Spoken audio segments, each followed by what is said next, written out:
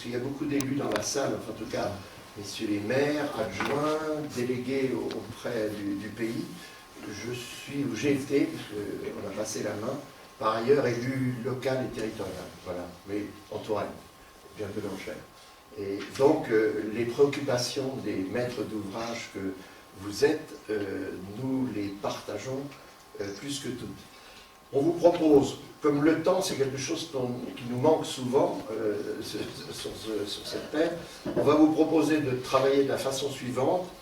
Dans une première partie, nos 7 interlocuteurs qui vont permettre des échanges, il y a des membres de corporations diverses et variées, la filière est toute représentée, donc vous voyez c'est une chance, puisqu'on a les producteurs, au moins 2, et ensuite on a la première transformation, avec les 2 scieries dont il était question tout à l'heure, les scieries, et puis ensuite on a des charpentiers, donc les hommes de l'art, et puis enfin, alors quand je dis enfin, on a le prescripteur, qui est un maillon important de notre construction bois, ou un représentant de prescripteur, l'architecte, Monsieur Desmichel qui est intervenu tout à l'heure.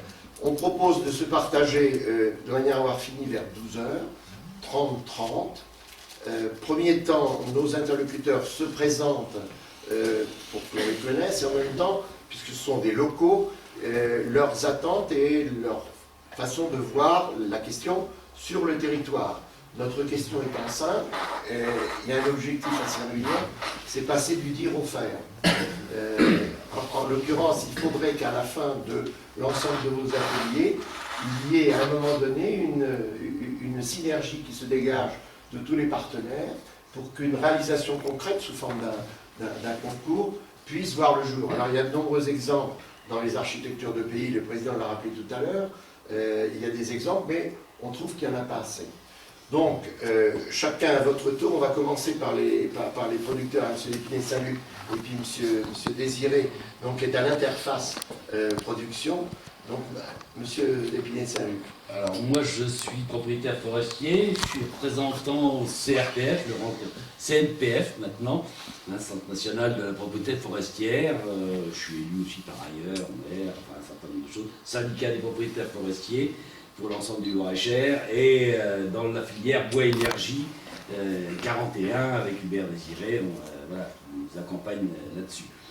Alors, au niveau du bois, moi, si vous voulez, en tant que propriétaire, on a de la ressource, c'est vrai, on a beaucoup de ressources, on n'est pas payé cher, c'est là notre souci, c'est que nos prix n'ont pas augmenté depuis 30 ans, 40 ans, voilà, c'est toujours la même chose, les producteurs, pour différentes raisons, ne nous payent pas beaucoup plus que ça. Par contre, on a la ressource, mais il faut la mobiliser. Je suis dans ceux qui mobilisent beaucoup, puisque moi, 100% de mon plan de gestion dont on parlait tout à l'heure, de la forêt, je le fais à 100%. Donc, je mobilise chez moi, mais d'autres ne mobilisent pas. Et d'autres ne mobilisent pas. Pourquoi? Pour différentes raisons. Ceux qui achètent leur propriété peut-être pour autre chose que le bois, pour des questions plutôt fiscales. Mais voilà. Mobiliser, il faudra mobiliser le plan de gestion. On devra, à un moment donné, faire un état des lieux. Un état des lieux de ce que l'on a fait. Si on ne fait pas, on risque d'avoir des pénalités fiscales. Donc on pourra mobiliser, je pense, dans l'avenir. Ma grosse question, c'est qu'il faudrait... Est-ce que dans la construction aujourd'hui, le bois que nous sortons de nos forêts, est-ce qu'il est en adéquation avec les besoins actuels? Voilà. Est-ce que vraiment, voilà, les Douglas, oui, on en a, on n'en a pas, voilà, le chêne, peut-être aussi, mais quelle est la grosseur? Voilà, il faut qu'on change notre sylviculture, je pense, pour qu'on puisse s'adapter un peu plus, mais c'est long, hein.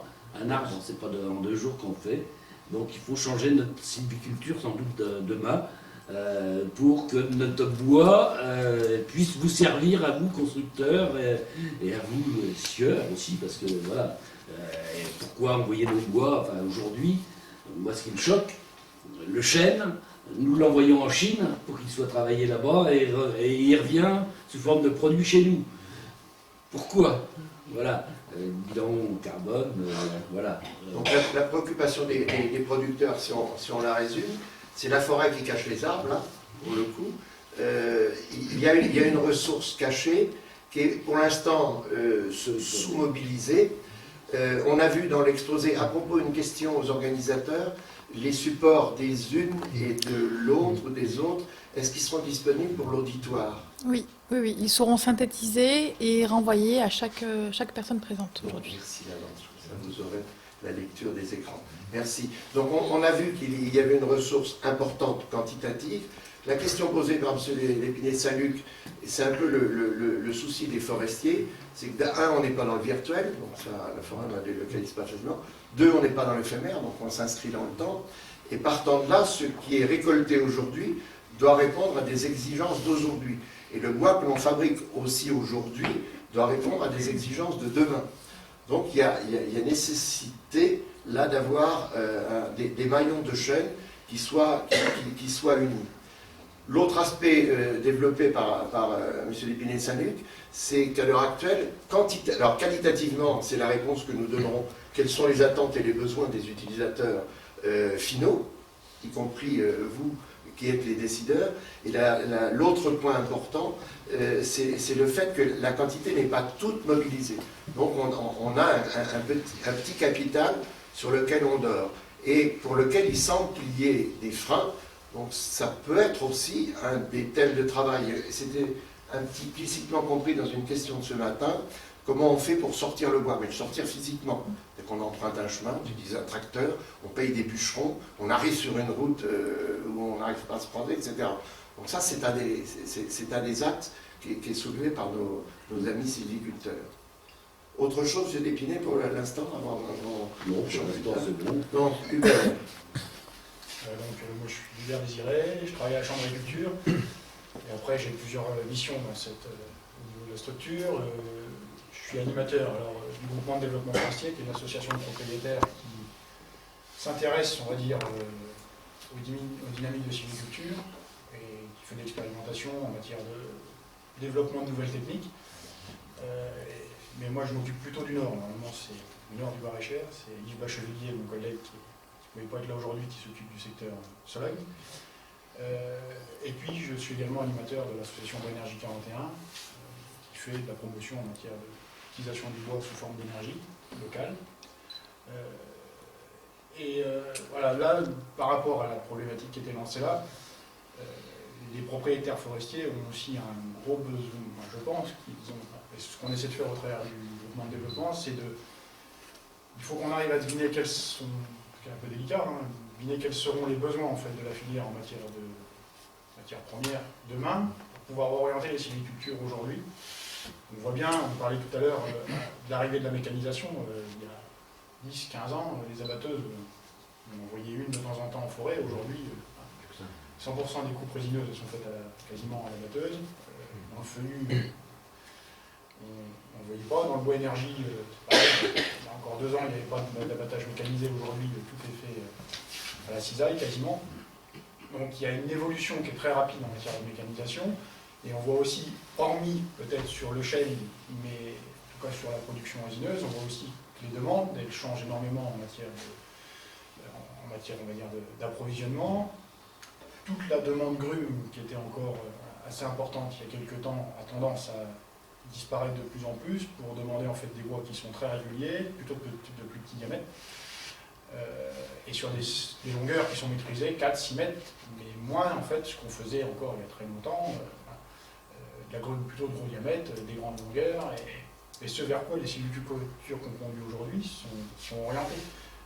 Quand on prend l'exemple du massif des Landes, regardez les pins aujourd'hui, comment ils cultivent les pins là-bas, voilà, ils ont réduit au maximum les rotations. Ils font des rotations aux alentours de 40 ans, et ils sortent quasiment plus de grumes. Tous les bois sont mignonnés parce que les systèmes de sciage font que c'est plus intéressant de passer des bois réguliers que de passer des bois où il faut changer en fait régulièrement les besoins. Donc ça, c'est un point dont les sylviculteurs ont besoin en fait aujourd'hui pour pouvoir sortir des bois. Parce que même si on raccourcit énormément, c'est quand même des échéances à 40, 45 ans, 50 ans, voire sur des terrains avec un peu de potentiel. Donc.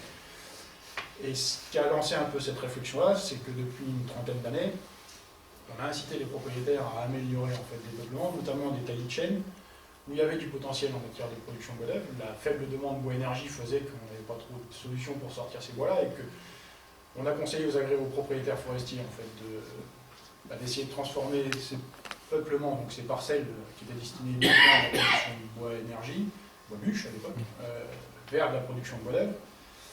Et aujourd'hui, on se trouve confronté en fait, au fait que dans ces peuplements-là, on a du bois du chêne essentiellement, pour des peuplements qu'on a améliorés, qui sont plutôt des bois moyens, des bois qui n'ont pas forcément beaucoup de débouchés localement, et qu'on les transporte un peu, la valeur ajoutée qui est faible sur ces bois-là fait qu'on mange en fait la rémunération du propriétaire diminue d'autant. Et c'est pour ça que nous, au niveau de la Chambre, on va lancer un projet, mais qui pourrait, je pense, peut-être trouver des concomitances avec ce qui est lancé là. Alors c'est à l'échelle du département global, c'était de voir, on va faire une étude sur les besoins en matière de bâtiments agricoles, pour voir si on ne pourrait pas justement mettre en place une filière locale qui permettrait de transformer ces chênes en fait de moindre qualité, parce qu'on n'est pas sur du chêne haut de gamme en matière d'approvisionnement, pour l'orienter vers la construction un peu modulaire en matière de bâtiments agricoles. Et également travailler alors à la fois sur la structure charpente, mais également sur la structure bardage, parce que voilà, il y a encore une cinquantaine d'années, on ne bardait en aucun cas les bâtiments avec du bardage peint, quoi. Et aujourd'hui, on se retrouve des fois avec un peu des aberrations en matière de bâtiments agricoles, où on a des bardages qui sont avec languettes rainures, alors qu'on aurait des planches de chêne brutes, non rabotées, ça répondrait tout à fait aux besoins, et on pourrait travailler des bois locaux. Et l'objectif aussi derrière, c'est de ramener de l'activité. Et le constat qu'on a fait, c'est qu'en matière du système de transformation, on a plutôt un département des scieries de chêne, et que globalement, il faut aussi qu'on s'appuie sur les outils existants. Et ça, c'est un peu... Alors, on l'a ressorti de la filière bois énergie, puisqu'on s'est aperçu que quand on travaillait sur des filières où on avait peu de process industriels, on arrivait en fait à mettre du bois local dans le circuit. Dès que vous êtes sur des filières où on a besoin de plusieurs maillons de process industriels, forcément, si on ne l'a pas localement, on est obligé de partir les bois et de les faire revenir éventuellement, ou le risque de la perte. Donc, transition trouvée. On retient de l'intervention de M. Désiré, le travail qui reste à faire pour les forestiers sur l'adaptation à la production même, la matière première. Donc ça, c'est des règles techniques sylvicoles. Si on prend l'exemple dans le camembert de tout à l'heure, il y avait un grand camembert où on parlait de taillis. Donc le taillis simple, qui est de traitement, mode de traitement le plus simple possible, ces taillis, qu'ils soient de bouleau, de chêne, voire de châtaignier, parce que le châtaignier, peuvent être améliorés en production par la réserve donc, de quelques brins en vue d'une production bois d'œuvre, plutôt qu'une coupe systématique, sans que ça diminue pour autant sensiblement le revenu du propriétaire forestier, puisque réserver quelques brins, ça ne sera pas les seuls. Le deuxième point qui est à souligner, c'est la mécanisation, donc, qui a pris un essor dans la décennie précédente, mais les bois résineux du Nord, comme on dit, pas du nord de la France, mais du nord de l'Europe, sont mécanisés depuis très très longtemps avec un mode de sylviculture adapté. Donc la mécanisation. Et le troisième point souligné par M. Désiré, c'est qu'on peut, dans nos forêts, on ne fera pas du tout au beurre ou de tout à l'huile, parce qu'on a forcément une diversité de produits, et que ce n'est pas se jeter sur le bois énergie en disant je remplis toutes les trémies des chaufferies, que l'on réglera la question des autres produits, ou inversement, ça n'est pas en extrayant nos meilleurs chênes que l'on aura réglé la question. Donc en parlant de meilleurs chênes, et il y en a des bons sur le territoire, la commune de Millancé fait partie de votre territoire, et la forêt de Boué-Adam, c'est pas M. Gaudelin Maison Gaudelin qui nous démentira, a parmi les meilleurs chênes de cette grande région, en tout cas du département, hormis quelques forêts royales, disons, domaniales, publiques, mais en forêt privée, on a des massifs de très belle qualité. L'axe de la Nationale 20 qui nous a été proposé par Magali est un axe discriminant, mais ce qui est encourageant, c'est que la plupart du manteau forestier est à l'ouest quand même de cette Nationale 20. Donc ça ne remplit pas la brouette de ceux qui sont à l'est, mais ça encourage tout le monde dans le pays. Donc Maison Gaudelin, puisqu'on a la chance d'avoir deux transformateurs, premiers transformateurs, on commence par le feuillu essentiellement. Oui, donc je suis Jean-François Gaudelin de la série Gaudelin. Donc nous, on est principalement scieurs de chêne. Alors je vais avoir un discours qui ne va pas être très très optimiste. Grosso modo, aujourd'hui, la scierie feuillue en France est vouée à mourir. Alors à plus ou moins longue échéance.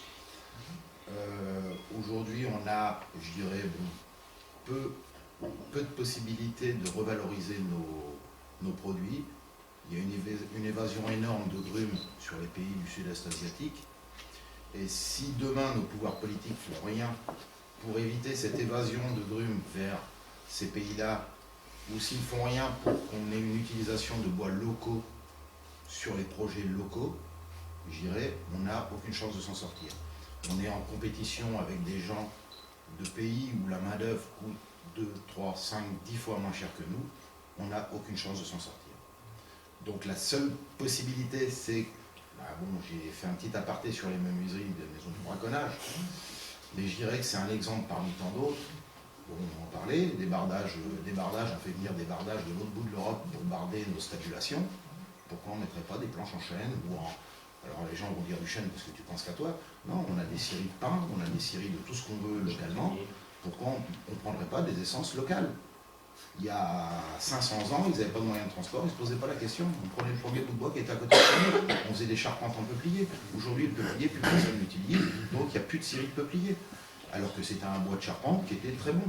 Donc aujourd'hui, si on ne part pas sur des utilisations locales, on va faire mourir, je dirais, tout un réseau local. Donc après, bon, les sylviculteurs qui le vendent, je dirais, à 10 bornes de chez eux, ou que ça traverse la planète, c'est quelque part pas trop leur problématique. Maintenant, ça reste une problématique pour notre planète, et puis pour nos emplois, je dirais, localement. Donc je pense que nos pouvoirs publics ont beaucoup de choses à faire. Ils ont un poids énorme là-dedans. Maintenant, est-ce que les volontés vont être pour... parce que bon, les Asiatiques, on est obligé de travailler avec eux. Maintenant, on pourrait imposer des choses, je dirais, expédier des sièges serait possible, plutôt que de la grume, donc on ferait travailler notre main-d'œuvre. Et derrière ça, on a nos utilisateurs, donc charpentiers qui sont présents, qui ont, je dirais, pas les moyens de payer plus cher les produits parce que derrière ils sont en compétition les uns avec les autres, où l'utilisateur final, le client final, c'est-à-dire nous, on décide d'acheter le moins cher possible, parce que c'est la mode, il faut payer moins cher. Donc pour payer moins cher, il faut qu'ils achètent moins cher. Et pour qu'ils achètent moins cher, il faut qu'on puisse produire moins cher. Et ça, on n'est pas capable aujourd'hui. Donc, c'est pas très glorieux, mais c'est un constat, quoi. Il y a une forme effectivement de pessimisme, mais l'encouragement, c'est que vous détenez les arbres et vous détenez les savoir-faire. On pourrait remettre la carte où il y a les entreprises en grande sologne de la filière. Voilà. En fait, chaque fois qu'il y a des points, c'est qu'il se passe quelque chose. Donc, vous voyez, il y a peu de secteurs vides, il y a un très bon maillage du territoire. Donc, effectivement, le chêne, à l'heure actuelle, on peut regretter qu'il y ait un courant d'activité mondiale. D'ailleurs, tous les bois sont soumis à des courants d'activité mondiaux. Quelqu'un parlait des États-Unis tout à l'heure.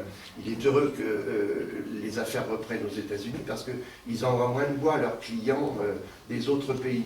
Donc, ils sont moins concurrents quelque part. Donc, tant mieux si ça marche chez eux, parce qu'ils consomment leur bois. Mais ils consomment aussi du chêne, dans le cas d'espèces. Et les chênes, à l'heure actuelle, effectivement, M. Désiré le soulignait, il y a une question d'utilisation de la qualité inférieure. On voit dans l'exposé de Mme Lambert, c'est qu'il y a une plus forte proportion, mais ça, les arbres sont fabriqués comme ça, et le chêne, vu la durée qu'il met à croître, c'est pas l'homme qui consommera entièrement. Mais en tout cas, il y a un vrai besoin d'adaptation des bois de qualité dits secondaires à des utilisations in situ. Les faire traverser les nationales, c'est pas éco-républicain. Donc en la matière, on voit que là, on a posé des questions, il n'y a pas la réponse. Sauf, les réponses qu'on a, c'est le maillage des industries. Donc pour le chêne, la maison Godac, vous êtes aussi exportateur de produits finis ou semi-finis, enfin plutôt semi-finis. Donc le marché européen, on va dire, grosso modo, est un de vos clients. Donc ça, c'est encourageant. On passe à un autre sieur, donc scierie de Miancé, en plein cœur, vous êtes répertorié comme étant une des scieries du territoire. Voilà, donc moi je suis Cédric Doré et je vais pas être beaucoup plus positif que M. Baudin. On est vraiment entre l'enclume et le marteau en ce moment. La solution du local est vraiment une très bonne chose, sauf qu'il faut en avoir les moyens, aussi bien en amont qu'en aval. Et l'horizon est vraiment terme, en tout cas tout ce qui est chêne. Nous suivons à peu près 80% de chêne et 20% de Douglas. Les Douglas, on sait aussi qu'il faut être vraiment... Ce sont souvent de très grosses scieries qui arrivent à être compétitives sur le marché. Donc nous, c'est plutôt du marché vraiment local et vraiment du débit sur liste systématiquement. Dès qu'on est dans le produit de référence basique, on ne peut pas être compétitif, parce qu'on n'est pas assez industriel. Mais en tout cas, sur la question du chêne, on a moyen, en tout cas, il y a des marchés qui existent actuellement pour pouvoir valoriser les bois de la région. Mais le problème, c'est vraiment la concurrence déloyale de nos chers amis asiatiques. Donc ce qui est encourageant donc, à Miancé, c'est aussi l'utilisation du Douglas. Il faut savoir que les scieries mécanisées importantes et grosses productrices, on ne les citera pas, mais elles sont plutôt centrées en France. Oui, Le on cherche tout le monde. très très loin. Alors, vous avez raison de le souligner, que comme ils vont le chercher loin, il y a la facture transport dans leur coût de production, elle est importante puisqu'elle peut atteindre un tiers. Donc c'est un phénomène qu'il ne faut pas oublier quand on est concurrent, mais ils sont capables effectivement de faire des efforts. Mais le fait qu'il y ait sur place des unités capables de transformer, même en débit sur liste, que vous avez à la commande, donc vous rejoignez a priori, à un moment donné, l'offre et la demande, ou la demande et l'offre. C'est un argument fort. Après, les questions de prix, effectivement, c'est des ajustements de marché. Mais il est important que vous ayez la ressource bois, d'une part, avec les qualités qu'elle a pour l'instant et les qualités qu'elle aura demain, en mettant le travail mettant les sylviculteurs à retrousser les manches pour encore faire plus. Donc ça, c'est de la vulgarisation. Et puis, en même temps, en travaillant certains résineux, on vous a parlé du Douglas, il fait partie des réserves, Mme Lambert, il fait partie des réserves résineuses potentielles, qualitatives, là, pour le coup, parce que vous sciez quand même de bons Douglas. Vous en sciez de vieux, et ceux qui sont en production sont aussi de bonne qualité. Pareil pour le pin Laricio, qui est un des pins introduits en Sologne, qui est une naissance de qualité, qui, pour les gros bois, effectivement, quitte un peu la région, puisqu'on s'en va plutôt sur la partie Poitou-Charentes. Donc il y a des exports qui se font de bois qui peuvent être utilisés sur place. On va se tourner vers nos charpentiers, peu importe lequel d'entre vous prendra la parole premier. Donc, ce que vous utilisez et quelles sont vos attentes. Parce que là, vous êtes dans le patelin. Nos attentes, dans la maison bois, on va. Donc vous êtes. Brestilier, mon prêche-en-bord. Donc du métier de charpentier qu'avaient mon père et mon arrière-grand-père, on est passé depuis 15 ans dans la construction au Saturbois. Et ça évolue beaucoup, il y a beaucoup de gens qui s'y mettent dedans. Et d'après nos assurances, on attend les plus gros litiges qu'il puisse y avoir dans la construction bois dans les années à venir. Ça, il va y avoir de gros sinistres dans la construction. Ça, c'est déjà un premier point. Parce que c'est mis en place. Lié à quoi alors à un manque de formation, de connaissance des intervenants. Tout le monde a voulu faire du bois, ça n'a pas été régi. Donc ça, il faut savoir que des constructions de bois, on va avoir des gros litiges. Pire que dans la maçonnerie. Sur la décennale. Oui. L'architecte nous rassurera peut-être tout à l'heure, mais allons-y. Donc ça, c'est pas un manque de compétences, c'est un manque de formation qui a été fait il y a 20 ans. Donc ça, tout le monde s'est engouffré. Ceux qui n'étaient pas du métier s'y sont mis. Il y a des maçons, des plâtriers, plein de choses qui se sont mis à construire du bois. Ensuite, aujourd'hui, on a un problème de donneurs d'ordre. Je pense que nos donneurs d'ordre connaissent mal le produit. Là, dernièrement, j'ai répondu à un appel d'offres, il n'y avait pas de voile de contreventement dans les murs. C'est aberrant. Donc c'est un architecte qui nous donne la façon de construire, mais il ne nous met pas le principal. Et on est obligé de répondre suivant son marché. Ça, c'est un point. Donc ceux qui nous donnent le descriptif, ils sont déjà pas compétents. Nous, on a un souci de main-d'œuvre qualifiée. nos CFA sont pas formés. Notre qualité de main-d'œuvre descend tous les ans. On n'a plus que des opérateurs. Malgré que moi j'ai une entreprise, on est 12, j'ai 6 BP. C'est déjà. J'ai une grosse Donc, c'est une qualification pour ceux qui un brevet professionnel. Voilà. Donc, ça nécessite quand même, c'est un bac pro. Donc, ça, déjà. Enfin, je ne me considère pas dans le cas d'avoir une entreprise sous-qualifiée, mais tous ceux que j'embauche aujourd'hui, ils sont pas au niveau.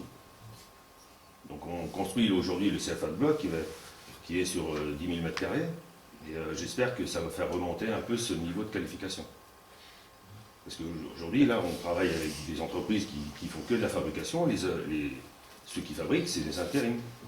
Donc, on a un dessinateur qui est soi-disant qualifié, qui a fait des études, je ne sais où, et il dessine sur son petit PC, et il donne ça à des opérateurs, des intérimaires.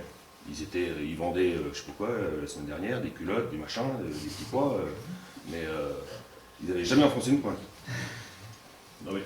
Ouais. Et on les met à construire des maisons. Ça, c'est réel, hein, c'est maintenant. Et aujourd'hui, tous les produits qu'on doit utiliser, il faut qu'ils soient CE, Acermi, enfin rien de local, quoi. Vous n'êtes pas capable de nous produire des Acermi sur des bardages de glace, On va, donc on retient ce que vous avez dit pour le synthétiser. Allez-y. Hein, donc moi aujourd'hui, j'achète pas grand-chose en France. D'accord. Donc on va compléter avec votre collègue, de manière à pouvoir ensuite échanger. Moi je me présente, Thierry Dosque, de la société Rapodosque à Saint-Brie. C'est pareil, on est charpentier depuis plusieurs générations, on est menuisier aussi notamment. Mon grand-père était charron, et voilà. Je rejoins un peu Eric dans son discours et je suis tout à fait d'accord avec lui. Mais en ce qui concerne la construction bois et l'utilisation des bois de notre région, donc la Sologne, je suis aussi d'accord sur le fait qu'il faut qu'on utilise en bois d'œuvre de plus en plus nos bois. Et je pense qu'on a une volonté qui n'est pas présente des prescripteurs, notamment des architectes, qui ne nous imposent pas des choses. Je pense que vous, architectes, c'est à vous d'imposer nos bois de Sologne dans vos constructions et de les intégrer intelligemment dans tous les projets. Alors, on vient d'avoir tout à l'heure un discours, monsieur, vous avez évoqué que vous avez des soucis avec le chêne qui a travaillé. C'est une réalité, je me retourne vers les sœurs de chêne, de toute façon, ils le connaissent le problème. Ça ne vient pas de chez toi, mais on a toujours du chêne. Tu peux pas dire le contraire. Donc le souci de construire en chêne, eh c'est une vérité. On ne peut pas aujourd'hui reconstruire les colombages comme on les a vus tout à l'heure, et les maisons à pans de bois comme on les a vus tout à l'heure d'origine en Sologne, avec les bois que nous proposent les sieurs. Ce n'est pas de leur faute. On a un problème de temps d'abattage, on a toute une historique là-dessus qui n'est pas mise en place. Les bois ne sont pas secs quand ils nous arrivent chez nous. Comment faire pour les utiliser? On sait que les cuves, les passer dans le four, ça ne fonctionne pas. Je vois dehors un brise-soleil. Pourquoi n'est-il pas en chêne? Nous sommes en Sologne. Pourquoi n'est-il pas en chêne de Sologne? Pourquoi ne pas utiliser le chêne de Sologne à ce type de construction? Puisqu'on ne peut pas le mettre à l'intérieur. Pour le mettre à l'intérieur, il faut mécaniser, c'est-à-dire que vous, messieurs, à vous d'investir et de trouver les fonds, débrouillez-vous, pour nous vendre, à nous, fabricants, du lamellé-collé en chêne. Vous savez que ça se fait aujourd'hui. Seulement, en France, on n'est pas encore capable de vendre un lamellé-collé chêne à prix égal de ce que vend la Russie. Alors, on va dire Moscou et les pays de l'Est. Donc voilà, on a un réel problème. C'est le tissu économique de la France qui est de toute façon qui va mal. On a trop de charges dans tous les domaines, dans tous les secteurs d'activité. Monsieur dit en tant que propriétaire, je vends mon bois, mais on ne veut pas me le payer le prix que je voudrais. Je suis d'accord avec vous et c'est le discours que j'entends chez tous mes clients qui sont propriétaires comme vous. On a un réel souci quelque part. Donc je pense que ce n'est pas nous, à notre petite échelle, ici, qu'on va pouvoir remettre le débat en place, mais le débat, il est surtout économique et financier. Pour pouvoir utiliser tous ces bois qu'on a en Sologne, il faut se repencher sur toute la filière, sur toute l'utilisation qu'on va en faire et comment on va l'exploiter. Voilà. Je pense que là... Le prix du bois, c'est comme le prix du cochon. C'est une denrée agricole, donc qui est soumise sa faible réévaluation. Ah oui. Tous les produits agricoles sont classés de la même façon, et le prix étant le solde d'un calcul de réfaction, c'est le reste quand tout le monde dit. Mais ce qui est intéressant à souligner pour qu'on puisse échanger avec ça, c'est 3 choses. La première, c'est le besoin de formation. Ça a été dit tout à l'heure dans l'alcôve, là il y a un monsieur qui a posé, il a posé une question sur la formation. Donc et c'est une question qui est récurrente parce qu'elle est posée au niveau forestier, mais on le voit, elle est posée au niveau des autres acteurs de la filière, elle est posée aussi au niveau des architectes, donc l'alpha et l'oméga, donc on part de la forêt et on arrive à l'architecte. Monsieur Desmichel nous le dira tout à l'heure, les classes archibois dans les écoles d'architecture, il nous dira qu'est-ce que ça représente comme nombre d'élèves et nombre de professeurs. Mais en tout cas, il y a une nécessité de retravailler sur l'information. Ce n'est pas l'échelle du pays, ça on en est sûr. Mais sauf que dans les pays, vous avez des élus qui ont charge d'influence pour peser à un moment donné. Élus professionnels et puis élus... Oui, mais nous acteurs de la construction, on a souvent, et je pense que tous, vous pouvez tous les questionner, tous les charpentiers ou menuisiers, on a le sentiment de ne pas être appuyé dans nos demandes et dans nos besoins. Et ça, c'est un problème qui est malheureusement récurrent. La fédération du bâtiment est pourtant une fédération forte. Pas pour pas assez la largement. pas pour la construction, moi, de toute façon. Autre point qui est intéressant à souligner, c'est le fait que les usages du bois, alors vous dites c'est l'aspect normatif qui entrave l'utilisation des bois. On se tournera vers l'architecte pour apprécier les limites de l'exercice pour vous, et en remontant vers le sieur, de manière à fournir... peu importe que le chêne était très sec dans des grosses sections quand il est arrivé là ou pas. Excusez-moi, je voudrais bien intervenir sur la réflexion. Oui, bien.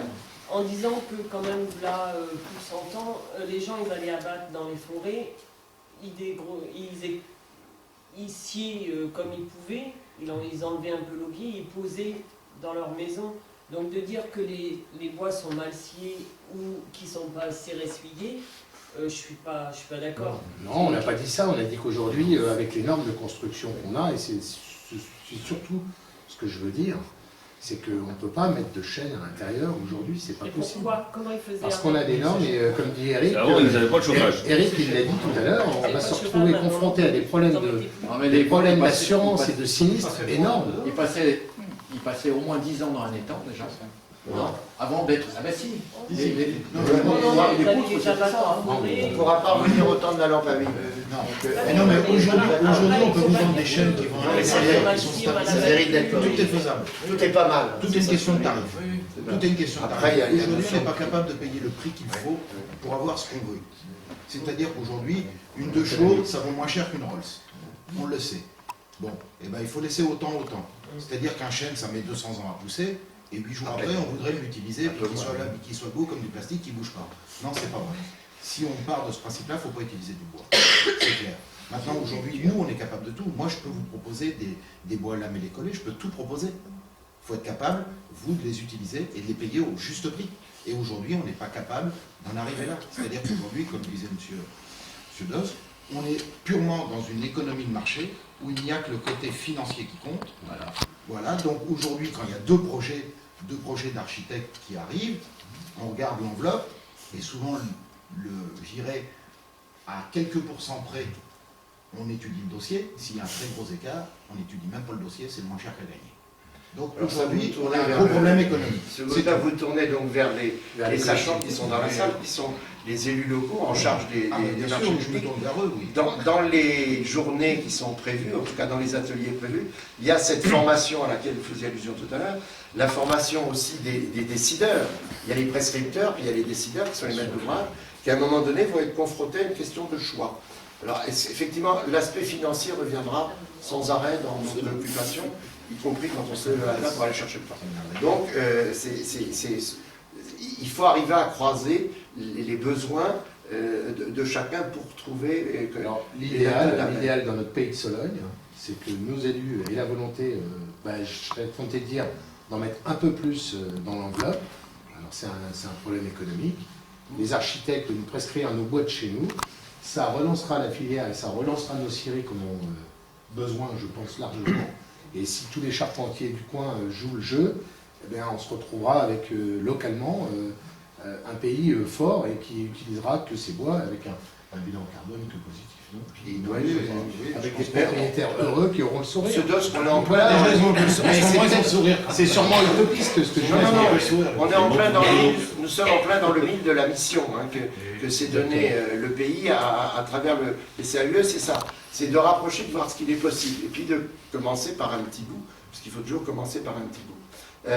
On s'adresse à donc, M. Desmichel, donc, vous avez vu tout à l'heure une de ses réalisations qui n'est pas dans la Sologne, on est dans le Perche, là, la région Mont-Doubleau, avec une salle pour tous, mais qui travaille beaucoup avec le bois et le bois. Donc, vos attentes. Donc, vous avez été mis, vous avez été mis un peu en acquisition par rapport à votre prescription, enfin, quand on dit la vôtre, c'est celle de vos confrères ou consoeurs, le manque de précision, en tout cas de caractère rigoureux dans les marchés. Mais avant d'aborder cette question formaliste, la construction en bois telle que vous l'avez vue pratiquée, et en même temps, par rapport à une ressource, vous l'avez vu, qui est qualifiée ici de moyenne. C'est-à-dire qu'on n'a pas, puisqu'on regrette que le chêne tourne un peu, y compris dans les grosses sections et grandes longueurs. Donc, quel est votre point de vue sur l'utilisation du matériau? Vous êtes un fan du matériau bois. Donc, les possibilités, les avantages, tels que ça nous a été rappelé tout à l'heure par Arbosan.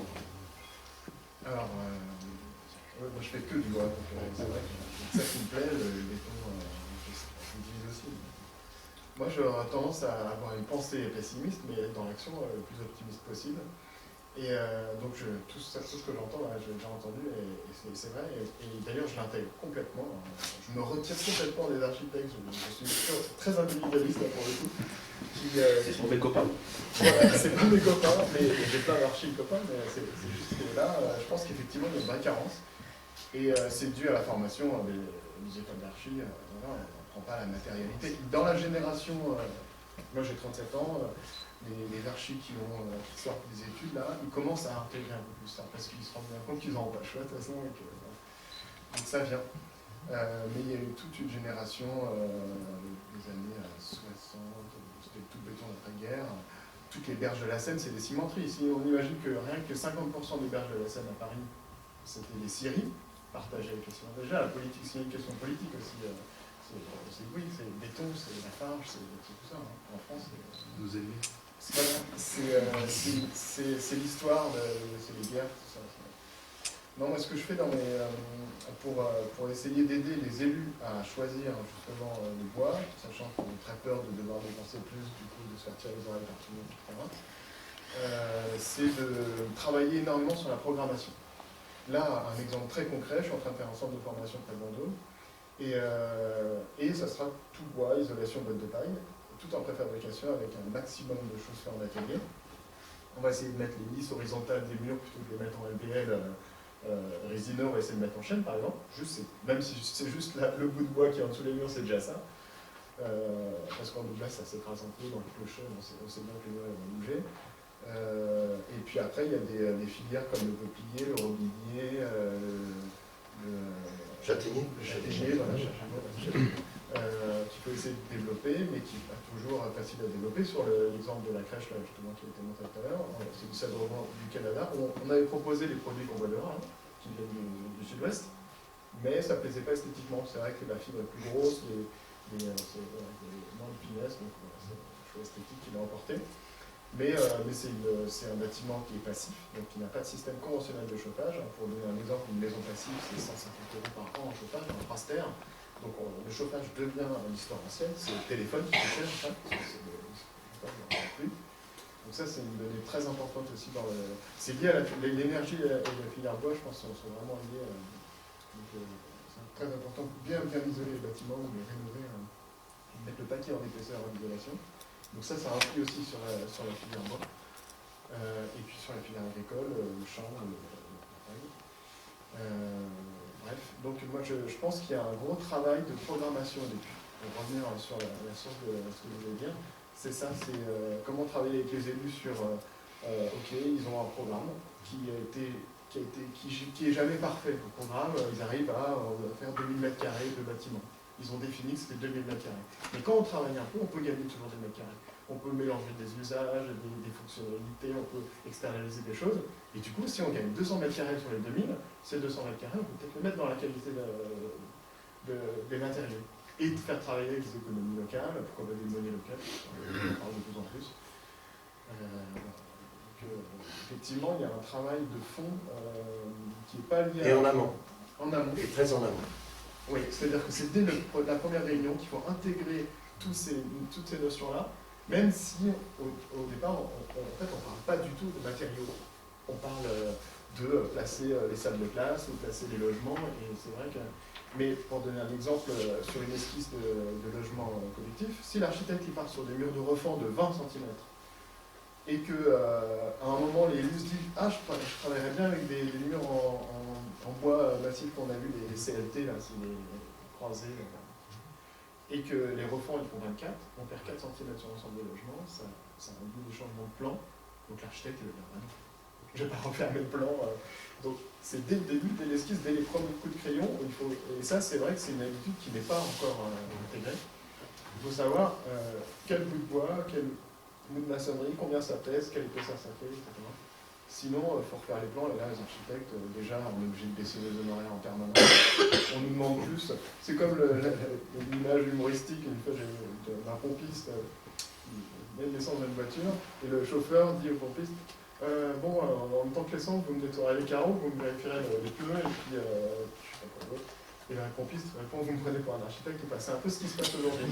C'est-à-dire qu'on nous demande de répondre à un programme, plus 15 milliards de trucs, et en plus il y a toute la réglementation, et c'est un énorme poids de la bureaucratie qui devient schizophrénique. C'est incroyable, alors qu'effectivement on n'aurait pas besoin de ça quand il y a un savoir-faire. Ça vous touche, mais ça nous touche aussi. Ça vous touche, mais ça nous touche aussi. Ouais, la contrainte administrative. La fonction publique fera peut-être partie des partenaires que vous aurez à voir au niveau des... Mais en même temps, on est obligé de jouer le jeu, parce que j'ai participé à la règle des règles sur la construction en paille. J'ai participé à toutes ces règles-là. Depuis qu'il y a des règles, n'empêche que la paille est un peu plus utilisée dans les marchés publics. Vous vouliez préciser quelque chose au niveau de justement du public, la communauté de communes, nous avons fait avec le SAIUE un bâtiment en bois, mais on l'a inclus en bois et on voulait du bois de la région. Bon, on a pris du bois de la région, sauf le lamé et collé, mais voilà. On a pris du glace, on a gardé, mais on l'avait précisé dans notre cahier des charges au départ. On avait dit, on veut que ce soit quelque chose, voilà. Mais il faut que ce soit précisé. C'est vrai que par contre, de l'autre côté, le coût, voilà. Non. Il ne faut pas trop le regarder. Il faut partir de vision. L'argent, c'est. Dans un projet, il y a la question des fluides, donc de l'argent aussi, avec le chauffage, tout ce qui est eau, gaz, ça arrive à la fin du processus de réflexion, c'est pas au début. Il faut d'abord avoir une vision générale, en se forçant à oublier les questions d'argent. Et après, on rentre dans les coûts. De toute façon, on doit rentrer dans les coûts. Mais à partir du moment où on a choisi vraiment ce qu'on veut, c'est ce que vous avez fait, c'est très bien, et ben on y arrive en fait. On y arrive et on fait des compromis ailleurs. Et voilà, pour l'instant, je suis toujours plus ou moins arrivé. À partir de ce dernier échange, c'est des réunions supplémentaires, etc. Voilà. Ce dernier échange est intéressant parce que, une précision, le travail d'Arbosan, qui est énorme en matière de construction bois depuis quelques années, y compris par le passage de M. Chapeau à la présidence, qui était un architecte, qui a fait la première maison à Hauts-sur-Bois en région centre. Il l'a installée, il a osé. Aujourd'hui, tout le monde la regarde. Elle a été difficile à vendre au début. C'est une maison très américaine. Mais le travail d'Arbocentre, avec le concours auquel vous avez participé, est un moyen de faire connaître davantage et en même temps de mailler les relations entre les prescripteurs, les donneurs d'ouvrages, et puis à un moment donné les artisans. Le deuxième point, avant de donner la parole à la salle, c'était une question. On n'a pas répondu, mais il faudrait essayer d'y répondre. Quel prix au mètre carré final? Puisque les élus ont en tête des grands chiffres.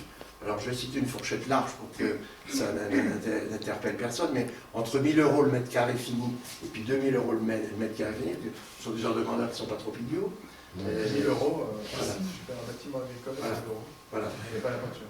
Donc, mais c'était exprès pour vous titiller. Donc, le prix au mètre carré final, puisque, grosso modo, si on fait du bois, parce qu'on dit, est-ce que c'est plus cher ou moins cher? La réponse, c'est ça dépend. Ah oui, on se doute, tout dépend dans la vie. Mais est-ce qu'on a des ordres de grandeur par rapport à des réalisations, par exemple? Vous avez... Oui, moi, ça varie entre 1 400 et 2 000 €. Voilà. Bon, et alors, c'est Hors bâtiment industriel ou agricole. Oui, oui, bien sûr, non, mais j'oublie cela. Mais habitation, construction. Juste ajouter aussi que dans l'équilibre, dans le calcul économique que vous avez fait référence, il serait bon de ne pas simplement considérer le calcul de l'investissement primaire, mais bien de tous les coûts inhérents qui sont nettement plus faibles en matière de chauffage et d'y intégrer pourquoi pas la valeur de confort qu'on ne menait jamais, qu'on n'est que. C'est pas facile à chiffrer, certes, mais c'est une donnée fondamentale quand on habite. Le confort, il faut le voir comme du patrimoine. Une école où les écoliers ont de la lumière, arrivent à se concentrer parce qu'ils respirent bien, parce qu'ils sont bien, etc. C'est une école qui ne va pas perdre d'élèves. C'est pareil pour les centres de formation. Si les ados entre 15 et 18 ans vont se former au métier de apprenti agricole, comme ça, et que ça craint, le bâtiment est moche, etc. Les parents vont les forcer à aller là-dedans. Maintenant, c'est du confort, ça, effectivement. Et payer un bâtiment, peut-être 100 € du mètre carré plus pour avoir un bâtiment qui va donner envie, c'est patrimonialiser le bâtiment et la filière bois, et donc c'est de la valeur ajoutée, et donc en fait, on y gagne. Bon, nos amis dans la salle. Question, alors il y a des pros partout dans la salle et à la table. Toujours, on prend leur... Allez-y. Présentez-vous. Antoine Simonet, architecte. Voilà. Toujours pour continuer sur le coût, on pourrait aussi intégrer le fonctionnement sur 5 ans, 10 ans, ce qui va peut-être devenir dans quelques années. Oui, rapidement. Déjà on l'intègre puisque le Grenelle de l'environnement, en tout cas les prescriptions, influent sur notamment les consommations énergétiques, notamment donc oui, dans les choix, y compris d'exposition par exemple, l'orientation des bâtiments. Pour l'instant, quand un donneur d'ordre fait le choix d'un bâtiment, il n'a que l'investissement, alors qu'il y a le fonctionnement. Oui, on parle de coût global, effectivement. Autre point, des questions rentrées ou des apports d'idées. J'ai une question pour M. Delard, les architectes, puisque les maîtres d'ouvrage, comme pour la restauration collective, n'ont pas le droit de commander du local. Dans le marché public, c'est discriminatoire. On n'a pas le droit de mettre marché local. Qu'est-ce qu'on a comme biais par rapport au marché public pour dire qu'on veut du local sans dire que c'est du local? On n'a qu'à l'appeler bois de soleil. Non, mais l'énergie grise de tout à l'heure peut rentrer dans le... Donc on va travailler ces indicateurs-là en fait. Les mots pour le dire. C'est très difficile. Voilà. C'est très difficile et il faut biaiser. Mais alors c'est ce biais qu'il nous faut c'est justement. du cas. Alors, il y a des petites astuces. Il y a des cas, Crèche par exemple, il y avait Vinci, donc un major, qui était un peu moins cher en fluide et en couverture, alors qu'on avait un couvreur très bon qui était là, mon niveau, et que tout le monde voulait. Et donc on a réussi à faire passer le couvreur. Mais vous voyez, la cotation, pour les élus, votre barème de cotation, vos maîtres d'œuvre vous proposent toujours de 60-40. Ils disent 60 pour le prix, puis 40 de temps en temps. Mais il y a toujours une part importante pour le prix. Si vous voulez jouer sur l'agrément possible d'autres versions, eh bien, c'est de modifier vos barèmes de cotation et les proportions de chaque indicateur. Oui. Et vous aurez un premier moyen. Il y a 1000 façons. Ça peut être dans le dessin de structure où on a fait exprès de mettre telle épaisseur ou tel bout de bois ou tel autre, et ça va un peu coincer le formatage. Des majors qui vont varianter instantanément évidemment et qui vont proposer un truc, mais qui va peut-être gêner autre chose dans le bâtiment. C'est un espèce de Rubik's Cube comme ça qu'il faut essayer de... Et c'est au cas par cas. Ça marche pas à tous les coups. Mais il n'y a que ça. Moi, c'est tout ce que j'ai trouvé pour l'instant. Trouver le sur-mesure. Pardon. Il faut travailler sur mesure. Alors, non, pas que. On a un atelier, l'atelier 3 sera consacré effectivement à cette question du bois et de l'alimentation. Il y a pas mal de collectivités qui se sont posées la question et qui ont établi, qui ont réussi à trouver des articles dans le Code des marchés publics qui permettent de s'affranchir un peu ou d'être à la lisière d'eux. Mais effectivement, c'est un jeu subtil entre la formulation finalement du cahier des charges de l'architecte qui va orienter vers tel ou tel choix, conditionner fortement, et en même temps la volonté quand même à la base de la maîtrise d'ouvrage de promouvoir aussi. Et puis le critère, ce que vous évoquiez, M. Lécureuil, c'est que c'est quand même du mieux-disant. Donc on peut quand même établir des critères de notation qui font la part belle à des savoir-faire, à des proximités, à des circuits courts. L'innovation sur les circuits courts. Bien sûr, avec on le voit dans les marchés du bois énergie. C'est une façon de piéger effectivement des grands distributeurs, il faut que les produits viennent d'une distance maximum de. C'est un critère auquel tout le monde ne peut pas répondre, parce que tout le monde ne peut pas aller chercher le bois à la porte. Or, on met ce critère-là, qui vous permet déjà d'éliminer ceux qui approvisionnent de très loin. Et on les élimine objectivement. La région, c'est 80 km. Voilà. L'approvisionnement, 80 km pour le bois énergie. Donc, question des marchés. Autre question par rapport à... Puisqu'il y avait il y a d'autres transformateurs dans la salle ou d'autres charpentiers qui nous feraient part de leur expérience. Établissement Blanc-Villain. Voilà. Avec le fabricant de charpente. Donc, on travaille justement sur la préfabrication en atelier au maximum des éléments, notamment sur le secteur bois. Et ce qui paraît important, c'est aussi d'intégrer au lot charpente l'isolant, par exemple, pour pouvoir intégrer au mur au moment de la fabrication. Ça permet aussi de dégager des économies à ce niveau-là. Donc l'articulation des lots a aussi son importance dans les économies qui peuvent être dégagées. C'est un moyen d'écrire aussi le texte du marché. Absolument. On donne déjà une orientation auquel on ne pourra pas se décider, parce qu'on sera obligé de passer par ce type de produit.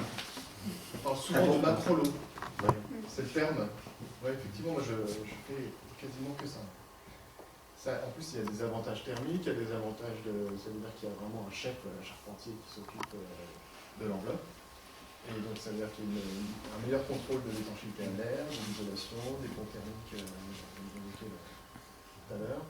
Il y a une meilleure maîtrise, au final, de l'œuvre. Ça, c'est égoïste, mais non, le mur est taillé. N'est-ce pas? N'est-ce pas? Non, mais vous avez raison, M. Doss. À partir du moment où on a des cartes dans son jeu, un seul intervenant, une seule décennale. On verra ça dans 10 ans. C'est autre chose. Autre intervention dans la salle. Non? Vous n'allez pas partir. On parlait d'économie au niveau des collectivités. Si on va travailler une main-d'œuvre, je dirais, locale plutôt qu'une main-d'œuvre polonaise, on économise aussi un petit peu sur du chômage. Donc ça coûte un petit peu. Donc nos décideurs, nos élus, doivent prendre en compte ça. Alors effectivement, peut-être qu'en faisant quelque chose en local, ça ne va peut-être pas créer 3 emplois dans leur commune du jour au lendemain. Maintenant, c'est un petit peu, on est je dirais, un petit peu dans des périodes difficiles économiquement. Si aujourd'hui on ne se serre pas les coudes, j'irai, on n'y arrivera pas. Alors bon, on prend le niveau du bois parce qu'on est dedans et puis c'est comme ça, mais je parle à tout niveau. Si on peut essayer de faire travailler de l'économie locale, j'irai, on économise, j'irai quand même des gens au chômage. Je pense que l'État fait une certaine économie substantielle et je pense qu'on peut le remettre en plus sur des bâtiments. Un bâtiment qui va coûter 1 million d'euros, aujourd'hui, une collectivité locale elle pourrait se dire, tiens, si je peux le payer 1,1 million en utilisant quelque chose qui fait travailler, je dirais, ma main-d'œuvre, j'y faut y aller. J'ai vu des chiffres moi, sur la filière bois et l'emploi, je crois, je suis désolée, c'est moi. Il me semble que 50 mètres cubes de bois mis en œuvre, c'est 2 postes, 2 emplois, il y a 2 emplois et demi. Donc ça fait quand même. Un bâtiment, c'est pas 50 Il y a mètres eu cubes. une étude de fait par au centre, il y a un an et demi, justement, avec toute la filière. Ouais, sur qui était très bien faite d'ailleurs. J'ai plus des chiffres en tête. Si, en fait, peu importe les ratios, c'est que localement, chaque mètre cube de bois mis en œuvre, c'est un tantième d'équivalent temps plein. Et donc, en plus, on ne va pas dire ceux qui existent, c'est en plus. Donc on voit qu'on représente, vous l'avez dit, 12%, voire toute la France. Localement, on ne le sait pas trop, il y a des exemples innovants et assez spectaculaires. Ce qu'il faut, c'est travailler la dynamique surtout. Bruno, vous vouliez ajouter? Non, c'était simplement une anecdote pour rebondir. Moi, je suis un peu plus âgé que vous, donc j'ai bien connu le pourquoi les architectes ont eu du mal à se mettre au bois et pourquoi ils n'étaient pas formés. C'est une anecdote d'école. En 5e année d'architecture, qui venait nous voir pour nous accompagner en nous ouvrant grand les bras, c'était l'Institut français des bétons. Qui venait nous accompagner, qui nous proposait des formations, des visites de chantier, des calculs de structure, de parements. Et donc, on a vécu, nous, vraiment la fin de l'ère du béton jusqu'au béton à haute performance, qui est encore très très valorisé. Et le bois, évidemment, le lobby du béton, vous pouvez imaginer sa puissance, et ça filtrait à la fois les réseaux des écoles d'ingénieurs, comme à une moindre échelle, évidemment, les écoles d'architecture. Il n'y a pas de lobby dans le bois. Il n'y a pas Alors, une succession de PME, une succession de PME, et au milieu de tout ça, chaque PME, essaye de tirer un petit peu les draps à lui pour essayer de s'en sortir. Donc il n'y a aucune cohésion au niveau de nos interprofessions, et donc on n'arrive pas, on ne peut pas s'en sortir, je dirais, sans une cohésion. Et cette cohésion, il faut qu'on puisse l'avoir avec des gens qui soient, je dirais, entre guillemets, extérieurs à la profession, tout en connaissant nos problématiques, quoi. La particularité de l'interprofession bois dans sa partie première et seconde transformation, et dans la région, et ici, quand on remet la carte, c'est la vérité, et vous en êtes les témoins tous, c'est une tradition d'entreprise familiale. Alors on remonte à 2, 3, 4 générations, mais ça reste des entreprises très familiales, d'ailleurs qui ne sont pas délocalisées, mais qui ont chacune leurs petits soucis à régler le matin sur leur territoire, alors qu'il y a besoin d'une dynamique plus large. Et c'est ce tissu de PME qui est un des fers de lance de la capacité à produire dans la région, mais c'est en même temps un souci vrai, à la fois pour la transmission, parce que dans vos entreprises, c'est comme dans l'agriculture, il y a un moment donné où transmettre de père en fils, et de père en fils, et de père en fils, on arrive à des générations où il n'y a plus le goût à, parce que c'est difficile, ou plus vraiment les personnes pour le faire. Donc c'est une des particularités. Le nombre de scieries à 10 millions dans la région centre, et à peu près dans tous les départements de la région centre, parce qu'on a divisé par 3 en l'espace de moins de 20 ans, et en la matière, il y a des raisons conjoncturelles, certes, mais en même temps qui sont historiques. Donc le maillage dont on bénéficie encore là, il ne faut pas le laisser perdre. Sinon, le débit sur liste, on ira le chercher à Leroy Merlin.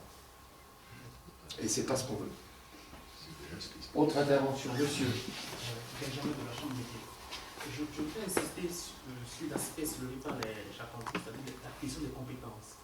Pour moi, il me semble même que c'est cardinal comme question, parce que certes, chaque étape de la filière bois suscite des problèmes de compétences, mais puisque les charpentiers s'orientent, ceux qui sont déjà installés, construisent, et certains sont plus orientés vers la construction bois, je crains que la question de la décennale, par exemple, attendant 10 ans, c'est dommage d'attendre 10 ans et d'avoir plein de contentieux pour se poser la question de comment est-ce qu'on fait pour régler. Parce que ça va être trop tard, les gens vont dire, mais j'ai construit, mon voisin a construit le problème, je ne le construis pas. Donc il faudrait anticiper la question de la compétence à 2 niveaux.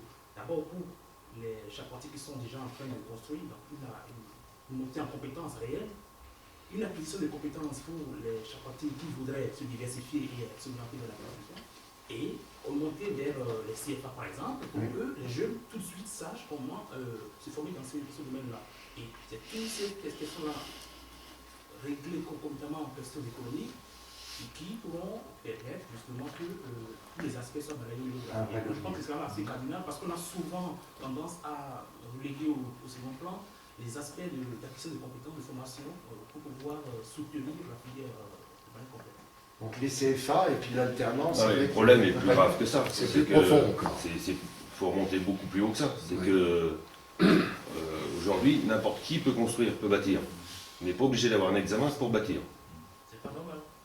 Voilà. C'est pas normal. On prend nos Allemands, nos copains allemands, pour pouvoir poser une première pierre ou un morceau de bois, il faut être qualifié. Et à ce moment-là, la garantie, elle est quinquennale. Tandis que nous, on n'a pas besoin d'être qualifié, on construit et on a une garantie décennale. Donc on s'en fout, on répare après. Les Allemands, ils ont anticipé le problème, ils qualifient les personnes, et ensuite, ils ont le droit de bâtir. Si tu n'es pas qualifié, tu ne construis pas. Le problème, il est pris en amont. Alors que nous, on y va, et après, on essuie les plaintes. Donc on retrouve un des axes de travail d'Arnocentre, formation, avec les administrations type direct, où quels sont les niveaux de compétences requis dans tel et tel centre, y compris ceux du bâtiment, mais on le trouve ailleurs. Les sieurs peinent à trouver des gens qui sont capables d'être dans les têtes de scie, que ce soit en résineux ou en feuillu. Je dirais la problématique, elle n'est pas typique à notre profession. Tous les métiers manuels qui peuvent exister, dès qu'un gamin il sait compter jusqu'à 5, il faut qu'il aille jusqu'au bac. Ils pensent que dans les métiers manuels comme les nôtres, on a besoin que des gens, j'irais, incultes pour faire nos métiers. Bon, moi j'ai ma gamine qui a fait un CAP parce que c'était sa volonté dans une profession qu'elle a choisie. Elle avait de bonnes notes en 3e, il a été difficile de la faire intégrer à un CFA parce que tout le monde s'opposait à ce qu'elle rentre au CFA. Parce que c'est dévalorisé. Parce qu'elle avait 13 de moyenne en 3e, il fallait qu'elle aille au bac. Il ne fallait surtout pas qu'elle fasse un CAP. Donc aujourd'hui, si on ne se bat pas là-dessus, parce que on connaît tous un petit peu, plus ou moins, le fait que tant d'élèves qui rentrent dans le secondaire, ça attribue des petites primes au collège d'où ils sortent, bon, il faut arrêter un petit peu ces systèmes-là, quoi. Je veux dire, aujourd'hui, bon, de plus en plus, je vois aussi bien nous, en Syrie, où à l'époque, on avait, j'irais, sur un personnel, on avait 80% de bras pour 20% de cerveau. Aujourd'hui, on a inversé les tendances. On est à 80% de cerveau pour 20% de bras. Aujourd'hui, les gars, ils portent quasiment plus de bois, tout est automatisé. Donc aujourd'hui, on a besoin de mecs qui réfléchissent. Bon, mais qu'est-ce qu'on nous envoie? On nous envoie que des mecs qui ne réfléchissent pas. Donc on n'est plus en adéquation. Dans tous les métiers manuels, alors on parlait d'autres, bon, on parlait de ces marchands de petits pois, ben c'est pareil, quoi. Et on a tous la même problématique, c'est qu'on a besoin d'une main-d'œuvre qualifiée qu'on ne trouve pas, parce qu'on a, au niveau de l'enseignement, on dévalorise d'entrée les métiers manuels. Alors qu'aujourd'hui, un bon manuel gagnera largement aussi bien sa vie qu'un mauvais intellectuel. Et on a des formations qui nous sont proposées qui sont à côté de la réalité, et ça, il faut bien le dire. Donc là aussi, c'est un autre débat, et ça nous dépasse ici, mais faites remonter.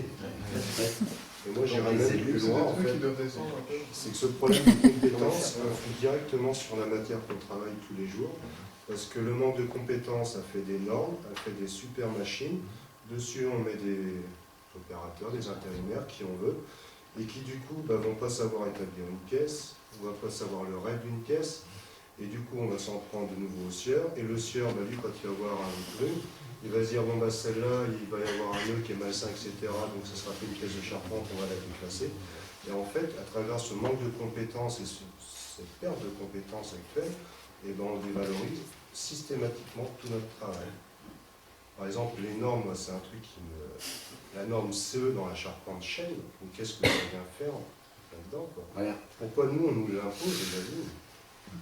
Je ne sais pas si vous le mettez sur votre petite étiquette. Ah ouais, c'est des paravents, mais on est sur des paravents. Il ne faut pas rêver, hein. Nous, bon, tu as la norme CE, on est éco-certifié PEFC parce que vous ne montrez pas de blanche, alors qu'aujourd'hui, bon, 100% de nos approches sont en France sur une forêt qui est globalement plutôt pas mal gérée, aussi bien au niveau du public que du privé avec les plans de gestion. 30% grande Sologne de certifié, c'est un taux. Voilà, tout ça, grosso modo, le PEFC, nous, on donne de l'argent à Greenpeace. C'est un fait. Bon, le FSC donne de l'argent à la WWF. En fait, on paye pour que, je dirais, les organisations écologistes s'écrasent. Bon, et après, on continue à faire ce qu'on veut. On a des bois qui sont brésiliens, où on sait qu'il y a une déforestation terrible, qui sont éco-certifiés. Tout va bien. Tout va bien. Ça y est, on a le tampon, c'est parfait. Aujourd'hui, on achète le droit d'eux. Bon, donc aujourd'hui, on met des garde-fous, et puis bon, tu l'as, tant mieux. Tu ne l'as pas, ah bah oui, s'il y a un problème d'assurance, ça te retombe dessus. C'est purement des garde-fous, et il n'y a rien de concret, quoi.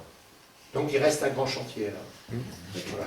Alors quand même, pour avoir une petite note d'optimisme, nous on fait beaucoup au CIE d'ateliers pédagogiques, donc ils ne sont pas encore à l'âge d'intégrer ou un CFA ou le secondaire, peu importe, ils sont plutôt plus petits. Ils sont plutôt très motivés quand on leur parle de maison ossature bois, de charpente, de manipulation d'objets. Là on est en train de travailler sur des assemblages tout bêtes, on leur montre comment ça tient, tenons mortaise, qu'est-ce qu'une clé, etc. on voit bien qu'ils se projettent assez facilement dans des métiers, dans des savoir-faire, dans des compétences. Ça leur parle, montrer des techniques anciennes, des techniques contemporaines. Donc il y a quand même un ferment, on a l'impression qu'il y a un terreau quand même qui n'est pas complètement éteint. Voilà. Pour finir. Je ne sais pas comment ça va s'incarner, mais en tout cas, s'il n'est pas éteint, il faut les laisser y aller. Voilà. Mais ça, c'est la matière. C'est la matière, on est d'accord. Non, mais c'est évident, c'est terrible, c'est pas agréable, on voit immédiatement. Quand il faut aller le lever, puis qu'il neige ou il pleut, il y a moins de monde. La formation des gens. Ouais. Alors il y a la sensibilisation avant la formation. Nous on est plutôt sur le champ sensibilisation. Encore, comment ça s'appelait, à voir la nuit de l'orientation. On voit bien les jeunes, même dans les entreprises, les grosses unités, ils veulent à la limite, c'est un mec qui dessine, c'est ça, il balance le programme à la machine, et si la matière est carrée, machin, on s'en fiche. Et le problème des jeunes au niveau de la formation maintenant, c'est qu'ils veulent tous faire dessinateurs, par exemple, dans le métier de la construction. Par exemple, manipuler le ciseau à bois et puis le maillot, moi c'est ce que j'ai fait au départ. Il y en a plus beaucoup qui veulent faire ça quand même. Il faut dire aussi les choses telles qu'elles sont. Non, c'est pas le problème. Il y en a. Non, mais il y en a. Le problème, c'est comment les former, bien les former. Ça, c'est un grand souci. Formation, c'est la politique générale de la tout à fait. société qui est complètement à l'ouest de la réalité. Ouais, il parlait de BP. En ce moment, j'ai un jeune qui est en formation de BP. Il va le passer là à la fin de l'année. C'est un gamin qui vient d'une autre entreprise concurrente, en Sologne, peu importe. C'est un gamin qui vient d'un secteur où, dans l'entreprise, il y avait un robot de taille. Le gamin, pendant 2 ans, il a fait son CAP. Qu'est-ce qu'il a fait? Il a rentré les bouts de bois dans la machine. Quand il est arrivé chez moi, il savait ni tailler un clon, ni tailler une mortaise. Il ne savait pas ce que c'était. Il n'a jamais fait ça. Il ne l'a jamais vu. Il ne sait pas percer une cheville à tir. Il ne sait pas. Donc, on reprend tout et voilà. Aujourd'hui, je suis fier de moi parce que le gamin, il sait tailler une ferme, il sait comment faire, il sait comment ça s'emboîte et voilà. Donc, mais il a fallu reprendre tout le programme. Donc, c'est pas normal. Donc il y a un problème de formation, un réel problème de formation. C'est là où on influe sur la matière, parce que ça coûte aux entreprises, on prend pour nous cette formation. Et sur les rendements, donc, et les résultats. Bien sûr. Mais bon, c'est un autre débat que celui d'exploiter nos bois de solaire. Moi, c'est plus large, mais ça passe par là. Mais ça passe par là, tout à fait. Par exemple, un flash qui ne va pas être autorisé en norme CE si on prend un 15-15, c'est un flash, donc un découvert de bois. Oui, dites ce que c'est que le flash. Oui, parce que le flash, c'est ce que vous allez avoir. Mais c'est important, c'est si la réflexion va, on va déboucher vraiment sur la matière. Un flash, en fait, c'est juste un espèce de chanfrein naturel. C'est quand l'arête, elle n'est pas vive. Voilà, elle n'est pas vive. Donc quelque chose qui ne va pas être toléré par cette fameuse norme CE là, qui nous empoisonne et que personne ne respecte de toute manière. Et c'est là où le robot ne va pas savoir placer la pièce, mais l'homme va savoir. Bien sûr. Et en fait, on en revient systématiquement sur la matière. Moi, je fais toujours la démarche de la forêt jusqu'à chez mon client. Quand on a un arbre comme ça pour faire un 15-15, ça sert strictement à rien, quoi. C'est vraiment du métier de chacun. Et c'est là où on va mieux valoriser la matière. La bonne question, c'est qu'est-ce que tu veux faire avec tes 15-15? C'est la bonne question. Tu peux poser au charpentier. Tu veux en faire quoi? Est-ce que je peux te mettre des bois avec des flashs? Voilà. Est-ce que tu tolères l'hobby ou pas? Voilà. Vous avez la chance d'être sur un territoire où vous pouvez vous croiser. Vous avez pas on se croise, on traverser la France pour en parler. Il y avait une question, oui, madame. Une remarque pour rebondir sur ce que vous disiez en fait en termes de formation. Parce qu'on a essayé aussi de travailler dans le cadre du marché public sur l'insertion des clauses sociales.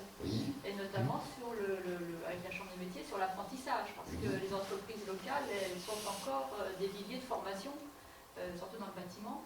Et c'est peut-être aussi un biais pour valoriser la filière bois dans le cadre de cette formation. Alors, c'est des choses à travailler en plus de façon assez difficile, parce qu'on est aussi sur des marchés dématérialisés, avec un travail derrière qui est assez contraignant dans la gestion après des temps passés à l'apprentissage, etc. Les maîtres d'œuvre aussi sont des grands artifices importants pour les collectivités, pour les aider, parce que c'est une notion qu'il faut gérer au fil du temps. Ils n'aiment pas forcément ça non plus. C'est pas simple à mettre en œuvre, mais ça peut être un croisement en fait, entre compétences matériaux bois et aussi compétences en termes de formation et d'hommes sur le territoire qu'il faudrait peut-être croiser à certains niveaux. Au niveau des collectivités, nous c'est un champ qui est difficile à faire passer aussi, c'est nouveau. On a toujours l'impression que le social c'est un peu dévalorisant et on a vraiment de la matière à travailler là-dessus parce que derrière c'est toute la formation qu'on peut valoriser. Vous l'avez, la clause sociale, quand vous spécifiez par exemple les travaux avec l'insertion aussi. C'est indépendant, il y en a C'est indépendant. indépendant vraiment à valoriser ici, c'est la C'est un des moyens aussi de se rapprocher.